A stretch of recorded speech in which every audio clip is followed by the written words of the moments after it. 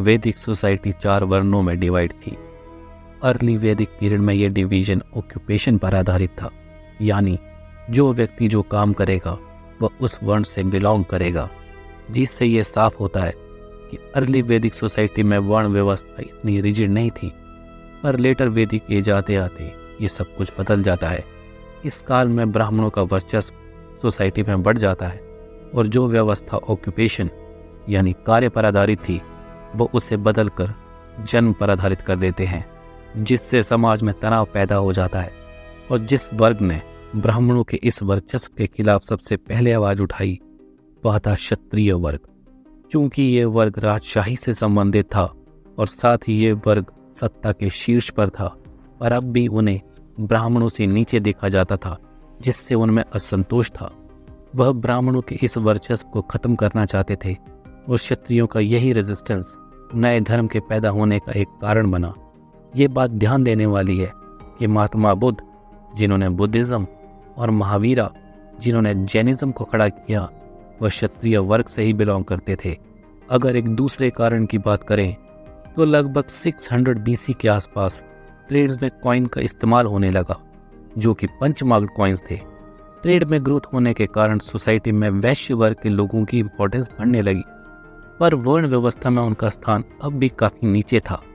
Brahminical law books जैसे धर्मशास्त्र में मनी लेंडिंग की निंदा की गई, जिससे मर्चेंट्स को नीची नजरों से देखा जाने लगा, जिसके जवाब में वैश्यों द्वारा नए धर्मों की तलाश शुरू कर दी गई जो उनकी सोशल पोजीशन को सुधार सके।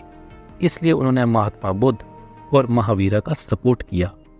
और बचा शूद्र वर्ग, तो उनकी स्थिति वेदों के बदलते नैरेटिव के साथ दिन व दिन और खराब होती गई। इन सब बातों से ये साफ होता है 5th और 6th सेंचुरी BC में समाज में असंतोष था, जो नए विचारों व धर्म की उत्पत्ति के लिए अनुकूल था। और इस समय 2 नए विचार और धर्म भारत की धरती पर जन्म लेते हैं, जैनिज्म और बुद्धिज्म। तो दोस्तों, पहले बात करते हैं जैनिज्म की। वर्धमान महावीरा जैनिज्म के रियल फाउंडर माने जाते हैं। जैनास की मान्यताओं के अनुसार उनके सबसे इम्पोर्टेंट रिलीजियस टीचर महावीर के 23 पूर्वज थे, जिन्हें तीर्थंकर बोला जाता है।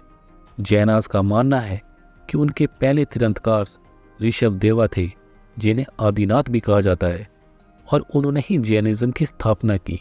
पर हिस्टोरियंस की माने तो जैनिज्म के 24th तीर्थंकर वर्धमान महावीरा ही जैनिज्म के रियल फाउंडर हैं।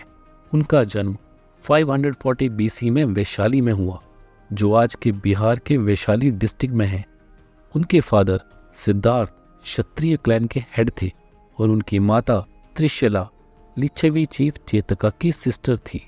चेतका की डॉटर की मैरिज चंद्रगुप्त मौर्य के बेटे बिंबिसार से हुई थी। शुरुआत में महावीर एक गृहस्थ जीवन जीते रहे, पर सत्य की खोज में उन्होंने 30 साल की उम्र में सामाजिक जीवन का त्याग कर दिया और एक तपस्वी बन गए। और जीवन के अगले 12 साल उन्होंने वन और भ्रमण करते हुए निकाले। ऐसा माना जाता है कि इन 12 साल की अवधि में उन्होंने कभी कपड़े नहीं बदले, और 42 साल की उम्र में जब उन्होंने कैवल्य को पा लिया, तब उन्होंने पूरी तरह से कपड़ों का त्याग कर दिया। कैवल्य की मदद से उन्होंने मिजरी और हैप्पीनेस को कॉन्कर किया। इसी कॉन्क्वेस्ट के कारण उन्हें महावीरा यानी ग्रेट हीरो या जिना यानी कॉन्करर ऑफ वनसेल्फ बोला गया, और उनके फॉलोवर्स को जैनास। 468 BC में 72 साल की उम्र में पावापुरी में उनकी डेथ हो गई, यानी वो निर्वाण को प्राप्त कर गए। दोस्तों, आगे बढ़ते हैं और जानते हैं जैनिज्म के 3 प्रिंसिपल्स को, जिन्हें त्रिरत्नास यानी 3 जेम्स भी कहा जाता है। पहला, राइट फेथ, यानी महावीरा की टीचिंग्स और विजडम में बिलीव करना। राइट नॉलेज, यानी इस बात को मानना कि संसार की हर चीज, चाहे वो जीवित हो या नहीं, उसमें सोल यानी आत्मा एग्जिस्ट करती है। और तीसरा, राइट कंडक्ट, यानी observance of 5 great vows, not to injure life, ahimsa, यानी किसी जीवन को चोट मत पहुंचाओ, नॉट टू लाई, झूठ मत बोलो, नॉट टू स्टील, चोरी मत करो, नॉट टू एक्वायर प्रॉपर्टी, धन का संचय मत करो, not to lead immoral life, यानी अनैतिक जीवन का त्याग करो और ब्रह्मचर्य को अपनाओ। ऐसा माना जाता है कि पहले 4 सिद्धांतों को 23 तीर्थंकर द्वारा बताया गया और 5वां सिद्धांत ब्रह्मचर्य ही महावीर द्वारा ऐड किया गया है। जैनास का सबसे इम्पोर्टेंट डॉक्ट्रिन था अहिंसा, यानी नॉट टू इंजर लाइफ। दोस्तों, महात्मा गांधी द्वारा अहिंसा की आइडियोलॉजी को यहीं से प्रेरणा मिली है। जैनिज्म के 23rd तीर्थंकर यानी पार्श्वनाथ ने अपने फॉलोवर्स को अपर और लोअर पोर्शन को कवर करने को कहा, जबकि महावीरा ने अपने फॉलोवर्स को अपने कपड़े पूरी तरह से अबैंडन करने को कहा। कुछ हिस्टोरियंस का मानना है कि यही वो कारण बना जिससे जैनिज्म आगे चलकर 2 सेक्ट्स में डिवाइड हो गया, श्वेतांबरास जो व्हाइट कपड़े पहनते हैं और दिगंबरास जिन्होंने कपड़ों का त्याग किया। दोस्तों, अब बात करते हैं कि जैनिज्म किस तरह से स्प्रेड हुआ। जैनिज्म को स्प्रेड करने के लिए महावीरा ने संघ की स्थापना की, जिसमें पुरुष और औरतों दोनों को ही शामिल किया गया। प्राकृत लैंग्वेज का यूज करते हुए महावीरा ने अपनी टीचिंग्स को कॉमन लोगों तक पहुंचाया। इससे जैनिज्म वेस्टर्न इंडिया और कर्नाटक में फैल गया। चंद्रगुप्त मौर्य, कलिंग, कदम्बास, चालुक्यास और राष्ट्रकूटास की रॉयल डायनेस्टीज ने जैनिज्म को पेट्रोनाइज किया। दोस्तों, गंगा वैली में काफी बड़ा फेमिन आया जो लगभग 12 साल चला, जिसके कारण बहुत से जैन मॉन्क्स भद्रबाहु की लीडरशिप में कर्नाटक में शिफ्ट कर गए और कुछ मॉन्क्स नॉर्थ इंडिया में ही रह गए। स्थलबाहु की लीडरशिप में फेमिन खत्म होने पर दोनों ग्रुप्स में डिफरेंस पैदा हो गए जैनिज्म के बेसिक कॉन्सेप्ट को लेकर। ऐसा माना जाता है कि इन डिफरेंस को रिजोल्व करने के लिए और जैनिज्म की मेन टीचिंग्स को कंपाइल करने के लिए स्थलबाहु द्वारा पाटलिपुत्र में फर्स्ट जैन काउंसिल को कन्वीन किया गया, लेकिन साउथ से आने वाले जैनाज ने इसका विरोध किया और इस कारण जैनिज्म 2 सेक्ट्स में डिवाइड हो गया। स्थलबाहु की लीडरशिप में श्वेतांबरास जो व्हाइट कपड़े पहनने लगे और भद्रबाहु की लीडरशिप में दिगंबरास जिन्होंने कपड़ों का त्याग कर दिया। दोस्तों, यहाँ ये जानना भी जरूरी है कि जैनिज्म की दूसरी काउंसिल 512 AD में शमा शर्माना की अध्यक्षता में वल्लभी में कन्वीन की गई। इस काउंसिल में 12 अंगास और 12 उपअंगास को कंपाइल किया, जो जैनिज्म के इंपॉर्टेंट रिलीजियस स्क्रिप्चर्स हैं। अगर इनकी लिटरेचर की बात करें तो ये अर्धमगधी प्रकृत में लिखे गए हैं। दोस्तों, अब हम ये जानने का प्रयास करेंगे कि जैनिज्म का भारत में डिक्लाइन क्यों हुआ। पहला, महावीरा ने वेदों की अथॉरिटी को रिजेक्ट किया और वैदिक रिचुअल्स पर आपत्ति जताई, जिसके चलते ब्राह्मण्स ने इसका फियर्स अपोजिशन किया। दूसरा, स्ट्रिक्ट प्रिंसिपल्स। नॉन वायलेंस के स्ट्रिक्ट प्रिंसिपल के चलते एग्रीकल्चर भी प्रोहिबिटेड था, जिसके चलते एग्रेरियन लोग इससे दूर रहे। इसके साथ ही ब्रह्मचर्य जैसे प्रिंसिपल्स जनरल पीपल फॉलो नहीं कर सकते थे। और तीसरा, जो सबसे मेन कारण हो सकता है, वह है जैनास का 2 सेक्ट्स में डिवाइड हो जाना। कॉन्क्लूजन्स। दोस्तों, महावीरा जैसे महान तीर्थंकर के स्ट्रॉन्ग आइडियल और बिलीफ पर बेस्ड होने के कारण माइनर पॉपुलेशन होने के बाद भी जैनिज्म आज भी भारत का इंपॉर्टेंट रिलीजन है। बुद्धिज्म।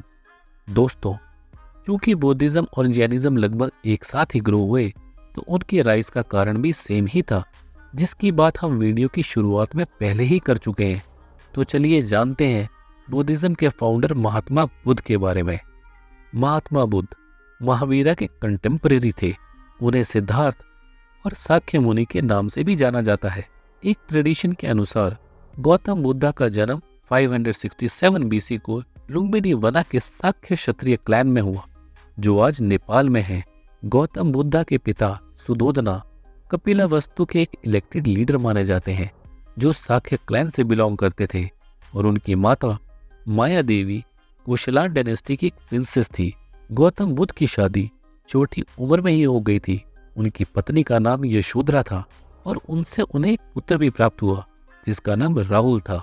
गौतम बुद्ध से महात्मा बुद्ध बनने के पीछे 4 साइट्स की फेमस स्टोरी को माना जाता है, जिसके अनुसार उनके बचपन में प्रीस्ट द्वारा यह भविष्यवाणी की गई कि सिद्धार्थ या तो बुद्ध बनेंगे या फिर एक महान राजा। उनके पिता चाहते थे कि वे एक महान राजा बने, इसलिए उन्होंने उन्हें पैलेस की लग्जरी में ही रखा। 29 साल की उम्र में जब वह अपने पैलेस से पहली बार बाहर निकले, तो उनकी मुलाकात 4 लोगों से हुई। पहला, उन्हें एक ओल्ड पर्सन दिखाई दिया, जिसने उन्हें बूढ़ा होने के कॉन्सिक्वेंसेस से अवगत कराया। दूसरा, उन्हें एक बीमार व्यक्ति मिला। उसने उन्हें बताया कि सभी लोगों को डिसीज और पेन होना निश्चित है। तीसरा, उन्हें एक डेड बॉडी दिखाई दी। उनके रथ वाले ने उन्हें बताया कि डेथ को रोकना नामुमकिन है। और चौथा, उन्हें एक तपस्वी मिला जिसके चेहरे पर एक तेज था और उसने अपने आप को ह्यूमन सफरिंग्स के अंत की सर्च करने में डिवोट किया हुआ था। इन सब से महात्मा बुद्ध के जीवन पर गहरा प्रभाव पड़ा और उन्होंने 29 साल की उम्र में ही सत्य की खोज में अपने घर का त्याग कर दिया। 7 साल तक वह अपने चैरिटियर चन्ना और उनके घोड़े कंतका के साथ सत्य की खोज में, जिसे महाविनिष्क्रमण यानी ग्रेट रिनंसिएशन भी कहा जाता है, एक जगह से दूसरी जगह भ्रमण करते रहे। वह कई टीचर से भी मिले पर एनलाइटमेंट को प्राप्त नहीं कर पाए। अंत में वह बोध गया के बोधि ट्री के नीचे बैठ गए और 35 साल की उम्र में उन्होंने एनलाइटमेंट यानी निर्वाणा को प्राप्त कर लिया। के बाद से ही उन्हें बुद्धा यानी एनलाइटेंड वन कहा जाने लगा। उसके बाद महात्मा बुद्ध ने लोगों को उपदेश देना शुरू किया, जिससे सरमन कहते हैं। पहला सरमन उन्होंने सारनाथ बनारस में दिया। इस इवेंट को धम्मा चक्र पवतना यानी टर्निंग द व्हील ऑफ धर्मा कहा जाता है। अगले 40 साल तक वह लोगों को उपदेश देते रहे। उनके द्वारा कभी भी अमीर गरीब, आदमी औरत में कोई भेदभाव नहीं किया गया। 487 BC में कुशीनगर में उनकी डेथ हो गई, यानी उन्होंने परिनिर्वाणा को पा लिया। दोस्तों, 5 फॉर्म्स जो बुद्धा को रिप्रेजेंट करती है वह इस प्रकार है। लोटस और बुल उनके बर्थ को रिप्रेजेंट करते हैं। हॉर्स उनके द्वारा किया गया रिनंसिएशन को रिप्रेजेंट करता है। बोधि ट्री महाबोधि को रिप्रेजेंट करता है। धम्म चक्र परिवर्तना उनके फर्स्ट सरमन को रिप्रेजेंट करता है और फुटप्रिंट्स निर्वाणा को रिप्रेजेंट करता है। चलिए, तो आप जानते हैं बुद्धिज्म की डॉक्ट्रिन के बारे में। महात्मा बुद्ध का मानना था कि वर्ल्ड सोरो यानी दुख से भरा हुआ है और लोगों के दुख का कारण उनका डिजायर है। यदि इन डिजायर को कॉन्कर कर लिया जाए तो इंसान निर्वाणा को पा सकता है। उन्होंने निर्वाणा को प्राप्त करने के लिए 8 फोल्ड पाथ को रिप्रेजेंट किया, जिसमें इंक्लूडेड है right determination, right observation, right speech, right action, right meditation, right exercise, right memory and right livelihood. Mahatma Buddha की सबसे इंपॉर्टेंट फिलॉसफी में से एक थी मिडल पाथ, जिसके अनुसार मनुष्य को लग्जरी और ऑस्टेरिटी यानी तपस्वी जीवन के बीच में रहने के उपदेश दिए गए। दोनों ही चीजें एक्सेस में नहीं होनी चाहिए। यही फिलॉसफी महात्मा बुद्ध को महावीर से अलग बनाती है। यहाँ महावीरा ने स्ट्रिक्ट ऑस्टेरिटी को फॉलो करने को कहा। बुद्ध ने अपने फॉलोवर्स के लिए एक कोड ऑफ कंडक्ट भी बनाया, जिनके प्रिंसिपल्स कुछ इस प्रकार थे। डू नॉट कमिट वायलेंस यानी हिंसा मत करो। Do not covet the property of others यानी दूसरों की संपत्ति की कामना मत करो। डू नॉट यूज इंटॉक्सिकेंट्स मादक पदार्थों का इस्तेमाल मत करो। डू नॉट स्पीक लाई झूठ मत बोलो। Do not indulge in corrupt practices यानी व्यभिचार से दूर रहो। फ्रेंड्स, गौतम बुद्ध की मृत्यु के बाद उनकी टीचिंग को कंपाइल करने के लिए एक काउंसिल का गठन किया गया। आगे चलकर टोटल 4 काउंसिल बुद्धिज्म में हुई। Buddhist council, first council king Ajatashatru की पेट्रोनाइज में 483 BC में राजगृह में हुई, जिसे मोंक महाकश्यपा ने प्रिसाइड किया। बुद्ध की टीचिंग्स को त्रिपिटका में डिवाइड किया गया। सेकेंड काउंसिल काला अशोका की पेट्रोनाइज में वैशाली में 383 BC में हुई। इसको सभा कवि ने प्रिसाइड किया। थर्ड काउंसिल किंग अशोका की पेट्रोनाइज में पाटलिपुत्र में 250 BC में हुई। मोगलीपुट्टा तीसरा ने इसको प्रिसाइड किया। Fourth council Kushan king Kanishka की पेट्रोनाइज में कश्मीर में 98 AD में हुई। वासुमित्रा ने इसको प्रिसाइड किया। फोर्थ काउंसिल सबसे इंपॉर्टेंट मानी जाती है क्योंकि इसी काउंसिल में बुद्धिज्म 2 सेक्ट्स में डिवाइड हुआ, महायाना और हीनयाना। दोस्तों, बुद्धिज्म बहुत सारे सेक्ट्स में डिवाइड है, जिसमें से कुछ मुख्य इस प्रकार है। फर्स्ट, महायाना। इसका लिटिल मीनिंग है ग्रेट व्हीकल। इसके अंतर्गत बुद्धा को गॉड की श्रेणी में रखा गया है। आइडियल वर्शिप्स को इम्पोर्टेंस दी गई है तथा प्रीचिंग्स के लिए संस्कृत लैंग्वेज का इस्तेमाल किया जाने लगा। और इसके बाद से ये सेंट्रल एशिया, ईस्ट एशिया और साउथ ईस्ट एशिया में स्प्रेड हुआ। चाइना, कोरिया, तिब्बत और जापान में इसे फॉलो किया जाता है। दूसरा, हिन्यना, जिसका लिटरल मीनिंग है लेसर व्हीकल। इसमें बुद्धा की ओरिजिनल टीचिंग्स पर जोर दिया गया है। आइडियल वर्शिप को रिजेक्ट किया गया है। प्रीचिंग के लिए पाली भाषा का इस्तेमाल किया गया है। सेल्फ डिसिप्लिन और मेडिटेशन के थ्रू साल्वेशन को पाने की बात कही गई है। श्रीलंका, कंबोडिया, लाओस, म्यांमार और थाईलैंड में ये डोमिनेंट है। और थर्ड, वज्रयाना, यानी व्हीकल ऑफ थंडरबोल्ट। इसे तांत्रिक बुद्धिज्म भी कहा जाता है। 900 AD में इंडिया में ये स्टार्ट हुआ। इसमें कुछ स्पेशलाइज्ड लोगों को ही इंपॉर्टेंस दी गई। दोस्तों, अब नजर डालते हैं मेजर बुद्धिस्ट टेक्स्ट पर। बुद्ध की टीचिंग्स ओरल थी, जिसे संघ के मेंबर्स ने मेमोराइज किया। फर्स्ट काउंसिल में इसे त्रिपिटका में डिवाइड किया गया। पहला, विनय पिटका। इसमें मॉन्क्स और नन्स के लिए कोड ऑफ कंडक्ट और मोनेस्टिक लाइफ को फॉलो किए जाने वाले डिसिप्लिन को मेंशन किया गया। दूसरा, सुत्ता पिटका। इसमें बुद्ध की मेन टीचिंग्स यानी धम्म को एक्सप्लेन किया गया है। इसको 5 निकायों में डिवाइड किया गया है। दीघा निकाया, अंगुत्रा निकाया, खुदका निकाया, संयुत्ता निकाया, मध्यमा निकाया। और तीसरा है अभिधम्म पिटका। इसमें मॉन्क्स की टीचिंग का फिलोसफिकल एनालिसिस दिया गया है। इसके अतिरिक्त कुछ और इम्पोर्टेंट टेक्स्ट हैं, जैसे दिव्य वंदना, दीपवंशा, महावंशा, मिलिंद पिनाहो। दोस्तों, तो आइए अब जानते हैं कि बुद्धिज्म का आखिर स्प्रेड भारत में हुआ कैसे। महात्मा बुद्ध ने वर्ण व्यवस्था को अटैक किया, जिसके कारण शूद्र लोग बुद्धिज्म की ओर आकर्षित हुए। बुद्ध ने संघ को ऑर्गेनाइज किया, जो हर तरह की कास्ट, क्रीड और सेक्स के लोगों के लिए खुला था। संघ में वुमेन्स को मेन के बराबर ही अधिकार प्राप्त थे। दूसरा, वैदिक रिलीजन को केवल संस्कृत भाषा द्वारा ही सीखा जा सकता था, जिस पर ब्राह्मणों की मोनोपोली थी, जबकि महात्मा बुद्ध द्वारा आम लोगों द्वारा बोले जाने वाली पाली लैंग्वेज का इस्तेमाल किया गया, जिससे आम लोग उनकी बातों को अच्छी तरह से समझ पाए। तीसरा, ऑर्गेनाइज्ड प्रीचिंग और संघ की मदद से बुद्धिज्म बहुत तेजी से एक्सपैंड करने लगा। मगध, कोशाला और कौसंबी जैसे कई रिपब्लिकन स्टेट्स के रूलर्स और लोगों ने बुद्धिज्म को अपनाया। बुद्ध की डेथ के 200 साल बाद अशोका ने बुद्धिज्म को पैट्रोनाइज किया। अशोका ने अपनी मिशनरीज एक्टिविटीज से बुद्धिज्म को वर्ल्ड रिलीजन बना दिया।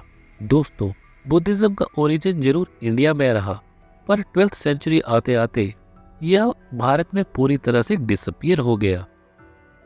बुद्धिस्ट चैलेंज से लड़ने के लिए ब्राह्मण्स ने अपने रिलीजन को रिफॉर्म किया। उन्होंने कैटल वेल्थ को प्रिजर्व करने की बात कही और वुमेन और शूद्र को हेवन में एडमिशन का एश्योरेंस दिया। इसके साथ ही बुद्धिस्ट मॉन्क्स धीरे धीरे मेन स्ट्रीम लोगों से कट ऑफ होते गए और कॉमन पीपल की लैंग्वेज पाली को अबैंडन कर दिया तथा संस्कृत को अपना लिया, जो कि इंटेलेक्चुअल की लैंग्वेज थी, ये आम लोग समझ नहीं पाते थे। फर्स्ट सेंचुरी के बाद से ही मॉन्क्स ने आइडियल वर्शिप प्रैक्टिस करना चालू कर दिया और गौतम बुद्ध ने जिन करप्ट प्रैक्टिसेस को प्रोहिबिट किया वह उसी का सेंटर बन गया। ब्राह्मण रूलर पुष्यमित्र शुंगा ने बुद्धिस्ट को प्रोसिक्यूट किया। हुना किंग मेहरकुला ने कई 100 बुद्धिस्ट को मार दिया। शशांका ऑफ गोडा ने बोधि ट्री को गिरा दिया, जहां बुद्ध को एनलाइटनमेंट मिला था। मोनेस्ट्रीज के रिच होने के बाद से ही टर्किश इन्वेडर्स स्पेशली इन्हीं को टारगेट करने लगे। उन्होंने मोनेस्ट्रीज को लूटा और बुद्धिस्ट की एक बड़ी संख्या को मौत के घाट उतार दिया। इन सब कारणों से ही बुद्धिज्म 12th सेंचुरी में भारत से गायब हो गया। दोस्तों, महात्मा बुद्ध और महावीरा दोनों ही क्षत्रिय क्लैन से बिलोंग करते थे और ये दोनों क्लैन गण यानी रिपब्लिकन महाजनपदास थे। महाजनपदास की बात हम नेक्स्ट वीडियो में करेंगे। दोस्तों, अगर आपको इस वीडियो से रिलेटेड कुछ भी डाउट्स हैं तो आप मुझे कमेंट कर सकते हैं। Thank you.